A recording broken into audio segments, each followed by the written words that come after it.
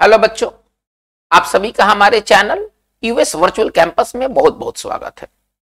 बच्चों, मैं हूं उदय शंकर। आज की इस वीडियो सेशन में हम लोग एक बहुत ही इंपॉर्टेंट सिनोनिम्स का टेस्ट आयोजित करने जा रहे हैं।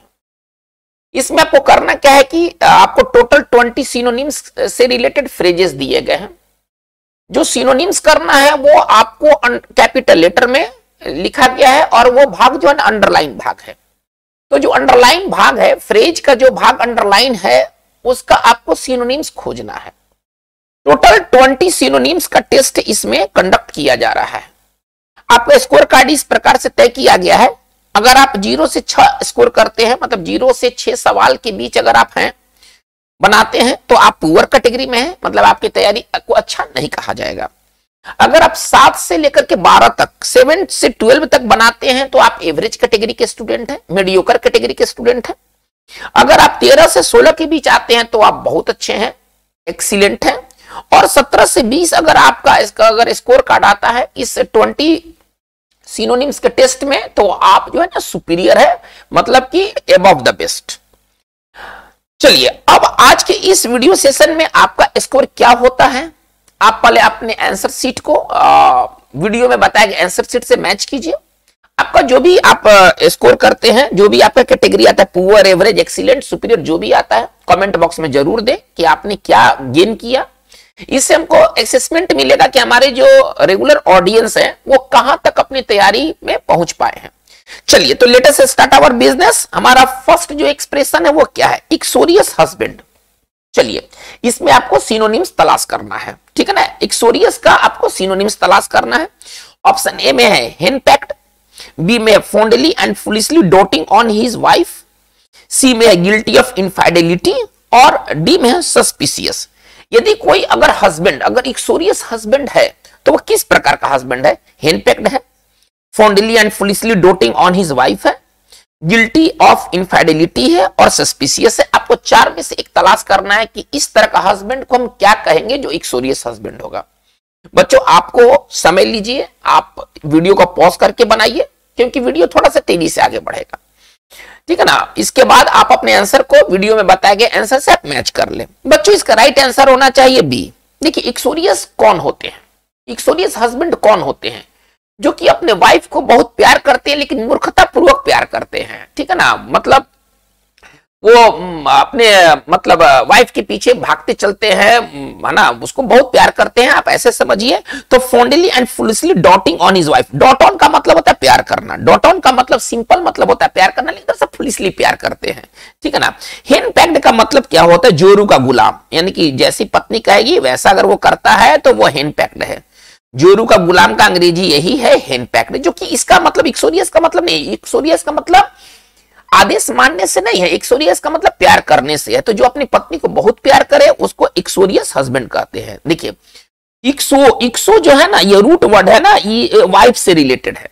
और वाइफ की हत्या को क्या कहते हैं? यदि कोई व्यक्ति अगर वाइफ की हत्या करता है तो उस हत्या का अंग्रेजी इक्सो से ही बनेगा, इक्सोरिसाइड, उसको कहते हैं इक्सोरिसाइड। इक्सोरिसाइड का मतलब होता है पत्नी की हत्या। इक्सोरिसाइड का मतलब होता है पत्नी की हत्या। तो बच्चों, इसका मतलब है कि हम लोगों ने राइट आंसर क्या पाया? हम लोगों ने राइट आंसर 1 का आंसर बी पाया, ठीक है। चलिए, सेकंड में आते हैं। हमारा एक्सप्रेशन सेकंड क्या है? एन इग्रीगियस, है ना, इग्रीगियस एरर। इग्रीगियस एरर कैसे एरर होते हैं? देखिए, यदि कोई चीज अगर इग्रीगियस एरर है तो इसमें से 4 आपको ऑप्शन आपके स्क्रीन के ऊपर है। आउटस्टैंडिंगली बैड, अननेसेसरली, इरेपरेबल और डेलिबरेट। यानी कि अगर कोई एरर अगर इग्रीगियस एरर है, ठीक है ना, यदि कोई एरर इग्रीगियस एरर है तो वह किस प्रकार का एरर है? आउटस्टैंडिंगली बैड, अननेसेसरी, इरेपरेबल और डेलिबरेट। आपको एक चुनना है इसमें। तो इसका जो राइट आंसर होने वाला है वो है आउटस्टैंडिंगली बैड। देखिए, यदि कोई चीज यदि इग्रीगियस है, ठीक है ना, यदि कोई चीज अगर इग्रीगियस है तो इसका मतलब है कि वो बेहद खराब है। इग्रीगियस का मतलब क्या होता है? बेहद खराब, है ना। चलिए, अब इसके लिए जो आपको सिनोनिम्स जो दिया गया है उसमें बेस्ट सिनोनिम्स ए होगा। आउटस्टैंडिंगली बैड मतलब बेहद खराब, अननेसेसरी मतलब अनावश्यक, इसका कोई जरूरत नहीं है। इरेपरेबल का मतलब क्या होता है? यदि कोई चीज यदि इरेपरेबल है, बहुत बढ़िया ऑप्शन है, हालांकि ये आंसर नहीं है, लेकिन हम इस वर्ड को क्लियर करना चाहते हैं। यदि कोई चीज इर्रेपारेबल है, इसका मतलब है कि अब उसको सुधारा नहीं जा सकता है, जो रिपेयर से बाहर हो, जिसकी भरपाई ना की जा सके, है ना। इर्रेपारेबल लॉस होता है एक वैसा नुकसान जिसकी आप भरपाई नहीं कर सकते हैं।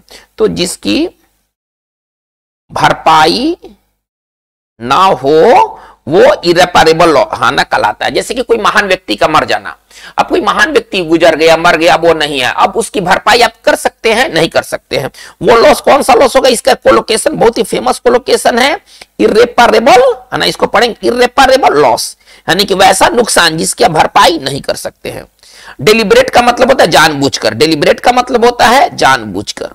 तो बच्चों ये ऑप्शंस बहुत अच्छे हैं, आगे के एग्जाम्स के लिए बहुत ही तगड़े ऑप्शंस हैं। लेकिन हमारा आंसर जो बनेगा वो ए होगा, यानी कि हमारा 2 का आंसर क्या होगा? वो ए बनेगा। आइएगा नंबर 4 में, नंबर 3 पे, सॉरी क्वेश्चन नंबर 3 है, देखते हैं क्या है। करेक्ट, एप्रूरिएंट एडोलसेंट, ये आपको फ्रेज में इसका आपको सिनोनिम्स चुनना है। प्रूरिएंट कौन होते हैं? कौन से एडोलसेंट? एडोलसेंट का मतलब क्या होता है ना, किशोर बच्चे को एडोलसेंट कहते हैं। जिनका एज जो होता है वो 13 से 19 के बीच होता है, वो एडोलसेंट कहलाते हैं। ओके, तो कह रहे कि प्रूरिएंट एडोलसेंट कौन होते हैं? चलिए ऑप्शन दिया है, सॉफ्ट स्पोकन जो मधुर बोले, सेक्सुअली लॉन्गिंग जो कि सेक्स चाहे, चलिए, टॉल एंड गैंगलिंग जो कि लंबा हो, और सेक्सुअली अट्रैक्टिव जो कि सेक्सुअली तौर पर अट्रैक्टिव हो। बच्चों इसका राइट आंसर होना चाहिए सेक्सुअली लॉन्गिंग, यानी कि कोई व्यक्ति यदि प्रूरिएंट व्यक्ति है, यानी कि वो सेक्सुअल चीजों में वो रुचि रखता है, सेक्सुअली अट्रैक्टिव नहीं होगा। देखिए यहां भी सेक्सुअली, यहां भी सेक्सुअली, ये सारे तो खत्म हो जाएंगे, ठीक है ना। प्रूरिएंट का मतलब सेक्स से है, तो सेक्सुअली अट्रैक्टिव नहीं होगा। प्रूरिएंट का मतलब होता है जो सेक्स, जो सेक्सुअल चीजों में रुचि रखे, है ना। इसको हम ऐसे लिख सकते हैं, शोइंग इंटरेस्ट, शोइंग इंटरेस्ट। इसको तोड़ के लिखेंगे तो कैसे लिखेंगे? शोइंग इंटरेस्ट इन सेक्स, जो सेक्स में जो रुचि रखे, सेक्सुअल चीजों में जो रुचि रखे, वो प्रूरिएंट कहलाता है, ठीक है। तो इसका बच्चों राइट आंसर क्या होना चाहिए? राइट आंसर इसका बी होना चाहिए। चलिए 3 का आंसर जो होगा वो बी होगा। चलिए आगे बढ़ते हैं नंबर 4 में। Correct, an inveterate gambler. देखिए बहुत अच्छा ये वर्ड है, ये बहुत ही सुंदर वर्ड है, इन्वेटिरेट। यदि कोई गैम्बलर, गैम्बलर का मतलब बाजीगर, जो जुआ खेले, है ना। गैम्बलर का मतलब बाजीगर, जो दाव लगाए, ठीक है ना। चलिए सॉरी, एक होगा, एक नहीं, चलिए गैम्बलर का मतलब होता है बाजीगर। तो भाई ये इन्वेटिरेट गैम्बलर कौन से गैम्बलर होंगे? चलिए, इंपोवेरिस्ट, हैबिचुअल, ओकेजनल और सक्सेसफुल, ये कौन से बाजीगर होंगे? है ना। इंपोवेरिस्ट मतलब कंगाल, हैबिचुअल का मतलब आदती, ओकेजनल का मतलब जो अक्सर बाजी लगाए, और सक्सेसफुल का मतलब सफल। तो बच्चों इसका राइट आंसर होना चाहिए हैबिचुअल, है ना। देखिए यदि कोई आदत, खासतौर पर बुरा आदत, इन्वेटिरेट है, यानी कि वो लंबे समय से आदत वो चलती आ रहा है और वो आदत अब नहीं बदलेगा, ठीक है ना। यदि कोई व्यक्ति अगर इन्वेटिरेट गैम्बलर है, यानी कि वो पुराना वो बाजीगर है, वो पुराना जुआरी है। बाजीगर को हम जुआरी भी कह सकते हैं, जो जुआ खेले, ठीक है ना। अब उसके लिए एक बहुत अच्छा वर्ड चुन लिया गया, बाजीगर। गैम्बलर का मतलब जुआरी। यदि कोई व्यक्ति अगर इन्वेटिरेट गैम्बलर है, तो इसका मतलब है कि गैम्बलिंग करने का काम उसका बहुत पहले से है और आज भी वो गैम्बलर है। अगर हमको कहना है, आप ऐसे समझिए कि वो पुराना जुआरी है। पुराना जुआरी का मतलब आज का जुआरी नहीं है, वो पुराना है ना, वर्षों से वो जुआ खेलती आ रहा है। तो उस जुआरी को क्या कहेंगे? इन्वेटिरेट गैम्बलर, यानी कोई हैबिचुअल है, उसका आदत है जुआ खेलना। इसका मतलब है कि हमारा 4 का राइट आंसर बी होगा। कुछ और ऑप्शंस देख लेते हैं। इंपोवेरिस्ट का मतलब कंगाल, गरीब, है ना। गरीब को या कंगाल को इंपोवेरिस्ट कहते हैं, सक्सेसफुल सफल। बाकी सारे ऑप्शंस क्लियर है। तो बच्चों इस 4 का राइट आंसर हमारा बी होने वाला है। आते हैं नंबर 5 में। Correct, generally phlegmatic. अगर कोई व्यक्ति अगर फ्लैग्मेटिक है तो इसका मतलब वो क्या है? स्मग, सेल्फ सेटिस्फाइड, चलिए, इजिली सेटिस्फाइड, इमोशनली अनरेस्पॉन्सिव और नर्वस, वो क्या है? देखिए फ्लैग्मेटिक वो होते हैं जो कि शांत रहते हैं, गुस्सा नहीं करते हैं, है ना। जो इसका सिनोनिम्स, अगर सिंपल सिनोनिम्स कहा जाए तो इसका एक सिनोनिम्स काम हो जाएगा। देखिए यदि कोई व्यक्ति फ्लेग्मेटिक व्यक्ति है तो इसका मतलब है कि वो एंग्री नहीं होता है।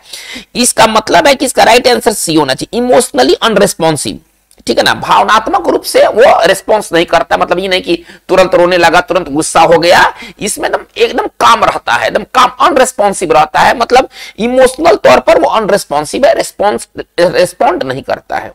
इसका मतलब है कि हमारा 5 का राइट आंसर हमारा सी होना चाहिए, है ना।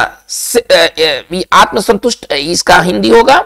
अच्छा, नर्वस का मतलब हताश, नर्वस तो इसका एंटो हो जाएगा, है ना, फ्लेगमेटिक का एंटो तो नर्वस हो जाएगा, नर्वस एंग्री इसका तो एंटो हो जाएगा। तो बच्चों इसका राइट आंसर 5 का आंसर क्या होना चाहिए, सी होना चाहिए। आइए नंबर 6 में करे क्या, ग्रीगैरियस पर्सन। ग्रीगैरियस पर्सन भाई कौन से पर्सन होते हैं, चलिए, कंप्लीटली अनट्रस्टवर्दी, वेरी सोशिएबल, वाइसियस और आउटवर्डली काम। देखिए, यदि कोई व्यक्ति अगर ग्रीगैरियस है तो वह समाज में रहना पसंद करता है, जो झुंड में रहना पसंद करे उसको ग्रीगैरियस कहते हैं। ये बहुत अच्छा वर्ड है। ग्रीगैरियस का मतलब क्या होता है ना, वांटिंग है ना ग्रुप, है ना, वांटिंग ग्रुप, जो समूह को चाहे, जो समूह को पसंद करे वो ग्रीगैरियस होता है। जैसे आप देखिए, कुछ ऐसे जानवर है जो कि ग्रीगैरियस होते हैं, जैसे हाथी समूह में रहता है, समूह में रहना पसंद करता है, ठीक है ना, तो हाथी क्या है, ग्रीगैरियस जानवर है। कुछ प्लांट भी होते हैं ना जो समूह में होते हैं, जो जमा, जैसे कि जलकुंभी देखिएगा समूह में फैलते हैं, वो बांस का पेड़ समूह में होता है, तो ये प्लांट भी कौन सा प्लांट होगा, ग्रीगैरियस। यदि कोई व्यक्ति ग्रीगैरियस है, अब यहां तो पर्सन दे दिया गया है, यदि कोई व्यक्ति ग्रीगैरियस है यानी कि वो सामाजिक व्यक्ति है, वो समाज में रहना पसंद करता है, वो लोगों के इर्द गिर्द रहना पसंद करता है, तो इसका राइट आंसर होना चाहिए वेरी सोशिएबल, ठीक है ना, 6 का आंसर बी होगा। और ग्रीगैरियस का यहाँ हिंदी जो हो जाएगा वो हो जाएगा सामाजिक, जो समाज में रहना पसंद करे, जो झुंड में रहना पसंद करे, ठीक है, तो 6 का राइट आंसर हमारा बी होगा। आइए नंबर 7 में करे क्या, ए डिफरेंट न्यूरोसिस, है ना, एक व्यक्ति करे डिफरेंट न्यूरोसिस। न्यूरोसिस का आपको सर यहाँ पर सिनोनिम्स चूज करना है, emotionally disturbance, physically disease, feeling of superiority और एलर्जिक रिएक्शन। तो देखिए, अगर कोई व्यक्ति का न्यूरोसिस है तो इसका मतलब है कि वो इमोशनल तौर पर वो डिस्टर्बेंस रहता है, हमेशा उसको चिंता और, है ना, उसको अक्सर उसको चिंता या उसको भय का फीलिंग होता है हमेशा उसको, मतलब आप न्यूरोसिस का मतलब समझिए चिंता या भय को हम न्यूरोसिस कहते हैं, ठीक है ना। तो ये इमोशनल तौर पर क्या है, व्यक्ति डिस्टर्ब्ड है, ये इमोशनल तौर पर डिस्टर्ब्ड है, भावनात्मक तौर पर डिस्टर्ब है, क्योंकि इसको चिंता घेरे रहता है, इसको डर घेरे रहता है, ठीक है ना। इसका राइट आंसर होना चाहिए ए होना चाहिए, 7 का राइट आंसर हमारा ए होगा। बाकी कोई ऑप्शन इसके अगल बगल भी नहीं फटकते हैं। चलिए नंबर 8 में आते हैं, करे क्या, एन अनपॉपुलर मार्टिनेट। करे क्या, an unpopular martinet, who is a martinet. Martinet कौन होते हैं, तो मार्टिनेट वो होते हैं जो कि सख्त अनुशासन में रुचि रखते हैं। आंसर आपको मिल गया होगा। मिलिट्री लीडर नहीं है, ठीक है ना, डिस्कटस स्नोब ये भी नहीं है, स्ट्रिक्ट डिसिप्लिनेरियन यही इसका राइट आंसर बनेगा। इसका राइट आंसर सी होना चाहिए। मार्टिनेट वो होते हैं जो कठोर अनुशासन में विश्वास रखते हैं। अनुशासन प्रिय व्यक्ति को क्या कहेंगे, यदि कोई व्यक्ति अगर अनुशासन प्रिय है तो उसको कहेंगे he is a मार्टिनेट, he is a मार्टिनेट, कठोर अनुशासन में ये विश्वास रखते हैं, ठीक है ना, तो मार्टिनेट उसको कहते हैं जो कि अनुशासन प्रिय होते हैं। चलिए, तो बच्चों इसका राइट आंसर 8 का आंसर सी होना चाहिए। आइएगा नंबर 9 में, करे क्या, फील इनर्वेटेड, है ना, यदि कोई व्यक्ति अगर इनर्वेटेड फील करता है इसका मतलब क्या हुआ, फुल ऑफ एम्बिशन, महत्वाकांक्षा से भरा हुआ है, फुल ऑफ स्ट्रेंथ, शक्ति से भरा हुआ है, कंप्लीटली एग्जॉस्टेड, पूरी तरह से थक गया है, और ट्रबल्ड, और वो कठिनाई में है। बच्चों इसका राइट आंसर होना चाहिए कंप्लीटली एग्जॉस्टेड, ठीक है ना। यदि कोई व्यक्ति अगर इनर्वेटेड है, उसका एनर्जी बाहर निकल गया है, उसके शरीर में अब एनर्जी नहीं है, एकदम पूरी तरह से वो थक गया है, पूरी तरह से वो थका हुआ है। तो जो एकदम अगर कोई व्यक्ति अगर इनर्वेटेड है तो इसका मतलब है कि वो थका हुआ है, अपने आप को थका हुआ महसूस कर रहा है, और इसका राइट आंसर कंप्लीटली एग्जॉस्टेड होना चाहिए। एग्जॉस्टेड का भी अर्थ होता है थका हुआ। यदि कोई व्यक्ति अगर एग्जॉस्टेड है तो वो भी थका हुआ है, ठीक है, तो इसका मतलब 9 का राइट आंसर हमारा सी होना चाहिए। आइएगा नंबर 10 में, करे क्या, सो पर्सपिकासिटी। इसमें पर्सपिकासिटी का आपको सिनोनिम्स चुनना है। चलिए, तो सिंसेरिटी, मेंटल कीनेस, फेथफुलनेस और लव। यदि कोई व्यक्ति अगर पर्सपिकासिटी शो करता है इसका मतलब क्या है, इसका मतलब है कि वो दिमागी बुद्धि को शो करता है ना। इसका मतलब होता है तीक्ष्णता, दिमागी तीक्ष्णता, है ना। इसका राइट आंसर होगा मेंटल कीनेस, है ना। पर्सपिकासिटी का हिंदी होता है ना, कुसार्ग बुद्धि, आप ऐसा समझिए। कुसार्ग बुद्धि क्या होता है? जो कि बहुत तेज बुद्धि वाले को कुसार्ग बुद्धि कहते हैं, ठीक है ना। तो इसका मतलब मेंटल कीननेस इसका राइट सिनोनिम्स होना चाहिए। 10 का राइट आंसर हमारा बी होगा। चलिए नंबर आते हैं 11 में, करेंगे कैवेलियर ट्रीटमेंट। अगर आप ट्रीटमेंट का मतलब यहाँ उपचार नहीं, ट्रीटमेंट का मतलब यहाँ पर बर्ताव है ना। अगर आप किसी से कैवेलियर ट्रीटमेंट करते हैं, कैवेलियर बर्ताव करते हैं, तो आपका बर्ताव कैसा होता है? चलिए ऑप्शन में दिया गया है कर्टस, हॉटी एंड हाई हैंडेड, अफेक्शियोनेट और एक्सपेंसिव।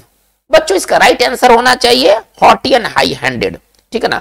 यदि कोई व्यक्ति कैवेलियर है यानी कि वो किसी चीज को अपने आगे नहीं लगाता है, वो घमंडी किस्म का है, वो घमंड पूर्वक वो बर्ताव किसी के साथ करता है, तो अगर कोई व्यक्ति अगर कैवेलियर है, इसका मतलब है कि वो घमंडी है, किसी चीज को महत्व नहीं देता है, ठीक है ना। किसी चीज को महत्व नहीं देता है, अपने आप को बेहतर समझता है, अपने आप को बड़ा समझता है। तो बच्चों इसका राइट आंसर 11 का राइट आंसर बी होना चाहिए। चलिए आगे बढ़ते हैं नंबर 12 में, करेंगे सिमेंटिक कंफ्यूजन। और टॉप क्लास का ये सारे है ना, टॉप क्लास के ये सारे फ्रेजेस हैं। सिमेंटिक कंफ्यूजन ये कैसा कंफ्यूजन है भाई? ऑप्शंस क्या कर रहा है? Relating to the meaning of words, जो कि वर्ड के अर्थ से संबंधित है। पर्टेनिंग टू मनी, जिसका संबंध, पर्टेनिंग मतलब संबंध, जिसका संबंध पैसा से है। चलिए having to do with the emotion, जिसका लगाव, जिसका संबंध भावना से हो, ठीक है। और रिलेटिंग टू मैथमेटिक्स, जिसका संबंध गणित से हो। तो सिमेंटिक कंफ्यूजन कैसे कंफ्यूजन होगा? सिमेंटिक का अर्थ है जिसका संबंध वर्ड से हो, वर्ड से जुड़े हुए चीज को सिमेंटिक कहते हैं, यानी कि relating to the meaning of words. इसका राइट आंसर होना चाहिए 12 का आंसर ए होगा, है ना। इसका मतलब कि शब्द के अर्थ से संबंधित, शब्द के अर्थ से संबंधित। सिमेंटिक बहुत अच्छा वर्ड है, अगर कोई चीज सिमेंटिक है तो उसका मतलब है ना relating to the meaning of words, यानी कि हमारा 12 का राइट आंसर हमारा ए होगा। आते 13 में, करेक्ट है मेड एन इक्विवोकल स्टेटमेंट। यदि कोई व्यक्ति अगर अनइक्विवोकल स्टेटमेंट देता है तो उसका स्टेटमेंट कैसा होगा? अनइक्विवोकल बहुत ही अच्छा वर्ड है। चलिए हार्ड टू अंडरस्टैंड, समझना कठिन होगा। पॉलिटिकली मोटिवेटेड, राजनीतिक तौर पर वह प्रेरित होगा। क्लियर एंड फोर्थ राइट, स्पष्ट होगा। और सपोर्टिंग, वो सहायक होगा। ये भैया कैसा स्टेटमेंट होगा? अनइक्विवोकल स्टेटमेंट एकदम स्पष्ट स्टेटमेंट होता है, साफ साफ उसने बयान दिया, है ना। मेड एन अनइक्विवोकल स्टेटमेंट का मतलब क्या हुआ? साफ साफ उसने बयान दिया, कोई व्यक्ति के बारे में कहा गया है, तो इसका मतलब होना चाहिए क्लियर एंड फोर्थ राइट, यानी कि हमारा 13 का राइट आंसर सी होगा। चलिए इसका एंटो क्या हो जाएगा? देखिए इसका एंटो होगा इक्विवोकल। इक्विवोकल का मतलब होता है जो एक से ज्यादा अर्थ दे। यदि कोई चीज अगर इक्विवोकल है यानी कि वो अस्पष्ट है, वो उसके एक से ज्यादा अर्थ हो सकते हैं, तो उसका एक आप और हिंदी लिख सकते द्विअर्थी। द्विअर्थी बात साफ साफ नहीं होता है। लेकिन अगर कोई चीज अगर अनइक्विवोकल है, इसका मतलब है कि उसको साफ साफ कहा गया है, क्लियर एंड फोर्थ राइट, ठीक है। चलिए 13 का राइट आंसर हमारा सी होने वाला है। आइएगा 14 में, करे क्या an anomalous situation. Anomalous situation कैसा होता है? देखिए जो चीज यूजुअल होता है उससे थोड़ा सा अगर कोई चीज अगर अलग होता है ना, तो वो एनोमेलस होता है। मान के चलिए कि कोई व्यक्ति रोज 10 बजे आता है, लेकिन किसी दिन वो 10 बजे ना आकर के 11 बजे आ जाए, तो उसका एक दिन का 11 बजे आना उसको एनोमेलस बना देता है। एनोमेलस का मतलब क्या होता है ना, जो अनयूजुअल हो। इसको अगर सिंपल अगर भाषा में कहे ना, तो इसका मतलब होता है अनयूजुअल, और यही सिनोनिम्स भी दिया हुआ है। आपका आंसर जो होगा वो 14 का आंसर बी होगा, ठीक है। चलिए असामान्य, इसको आप अगर हिंदी एनोमेलस को अगर आप ऐसा समझिए कि विसंगति, इसका जो शुद्ध हिंदी होता है वो होता है विसंगति, ठीक है ना। इसका जो शुद्ध हिंदी होता है वो होता है विसंगति, जो कि संगत ना हो, ठीक है ना। तो इसका राइट आंसर होना चाहिए बी होना चाहिए। आइएगा 15 में, करेक्ट डेफिनेस मटेरियल। डेफिनेस मटेरियल भाई कैसे? कोई सामान है, मटेरियल मतलब सामान। कोई अगर मटेरियल का डेफिनेस मटेरियल है, इसका मतलब है कि सर वो क्या है?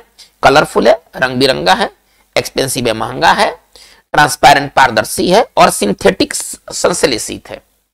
यदि कोई मटेरियल यदि डेफिनेस मटेरियल है, इसका मतलब है कि वो ट्रांसपेरेंट है, जिसका आर पार देखा जा सके, वो डेफिनेस कहलाता है। जैसे मान लीजिए कि कोई शर्ट है, कोई कपड़ा है, उसके आर पार आप देख सकते। कोई सपोज कीजिए कि मैं एक शर्ट पहना हूं, मेरा आर पार बॉडी दिखाई दे रहा है, तो ये जो शर्ट होगा वो कौन सा शर्ट होगा? वो डेफिनेस शर्ट होगा, जिसको हम लोग आम भाषा आम बोलचाल में ट्रांसपेरेंट कहते हैं। कोई फैब्रिक, कोई सूत, कोई कपड़ा यदि जिसका आर पार देखा जा सके, वो डेफिनेस कहलाता है है ना, कॉमन शब्दों में हम लोग ट्रांसपेरेंट कहते हैं। तो इसका मतलब है कि 15 का राइट आंसर हमारा सी होने वाला है, पारदर्शी। ठीक है ना। चलिए, डायफेनस का मतलब क्या होता है? पारदर्शी, लेकिन इसका इस्तेमाल केवल कपड़े के सेंस में ही होता है, हर जगह नहीं होता है। अभी नहीं कि कोई शीशा पारदर्शी है तो हम उसको डायफेनस ग्लास कहेंगे, ऐसा नहीं होगा। ये कपड़े के सेंस में इस्तेमाल होता है। ठीक है। चलिए, जैसे कि हम लोग जालीदार कुर्ती, तो जालीदार कुर्ती, जालीदार का मतलब क्या हुआ? डायफेनस, है ना। जालीदार का मतलब क्या हुआ? डायफेनस, जो कि आर पार दिखाई दे। चलिए आगे बढ़ते हैं। तो है ए टैसिटर्न होस्ट। टैसिटर्न होस्ट, मेजबान। ये होस्ट का मतलब मेजबान। टैसिटर्न होस्ट कैसे होस्ट होंगे? जो ज्यादा बात नहीं करते हैं, जो ज्यादा बात नहीं करते वो टैसिटर्न कहलाते हैं। चलिए, stingy, discipline, disincline to conversation, incline to conversation, talkative. तो इसका तो आंसर आपको बता दिया गया। जो ज्यादा बात नहीं करे वो टैसिटर्न कहलाता है। तो डिसइंक्लाइन टू कन्वर्सेशन, जो कि बातचीत के प्रति जिसका झुकाव ना हो। ठीक है ना। तो इसका मतलब है कि 16 का राइट आंसर हमारा क्या होगा? बी होगा। 16 का राइट आंसर बी होगा। आइएगा 17 में। करें क्या? Vicarious enjoyment. एक ऐसा इंजॉयमेंट, एक ऐसा आनंद जो कि आप पढ़ करके, सुन करके लेते हैं किसी के बारे में, तो वो इंजॉयमेंट विकैरियस इंजॉयमेंट कहलाता है। चलिए, अब इसका आंसर तो आपको मिल गया है। टेम्पररी, लॉन्ग कंटिन्यूइंग, कंप्लीट और इनडायरेक्ट। बच्चों इसका राइट आंसर होना चाहिए इनडायरेक्ट। ठीक है ना। 17 का राइट आंसर हमारा डी होगा। आइएगा, बहुत अच्छा ये वर्ड है विकैरियस। चलिए, लैकोनिक रिप्लाई। एक रिप्लाई यदि लैकोनिक है तो वह कैसा रिप्लाई है भाई? इमीडिएट, तुरंत दिया गया जवाब। अस्योर्ड, एक निश्चित जवाब। टर्स एंड मीनिंगफुल, छोटा और अर्थपूर्ण। और एंग्री, गुस्सा में दिया गया जवाब। तो बच्चों यदि कोई जवाब, यदि लैकोनिक जवाब है तो वो छोटा जवाब होगा, ज्यादा शब्दों में नहीं कहा जाएगा, है ना। जो छोटा जवाब होगा उसको हम लोग लैकोनिक कहते हैं।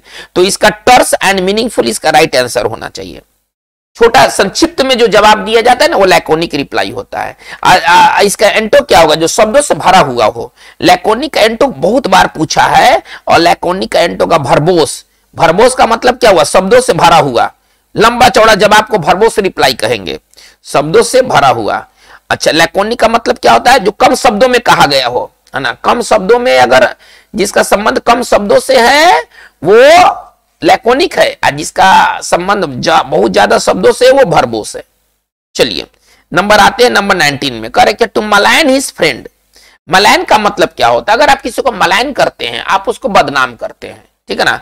करेक्ट, अपने दोस्त को बदनाम किया। एक्यूज, हेल्प, सिलेंडर और इंट्रोड्यूस। इसका राइट आंसर होना चाहिए सिलेंडर। सिलेंडर का मतलब होता है बदनाम करना। अगर आप किसी को सिलेंडर करते हैं, आप उसको बदनाम करते हैं। ठीक है। एक्यूज का मतलब आरोप लगाना। तो इसका राइट आंसर सी होना चाहिए। इसका राइट आंसर सी होना चाहिए। ठीक है, 19 का राइट आंसर सी होगा। चलिए 20 में आते हैं। पोस्थ्यूमस चाइल्ड।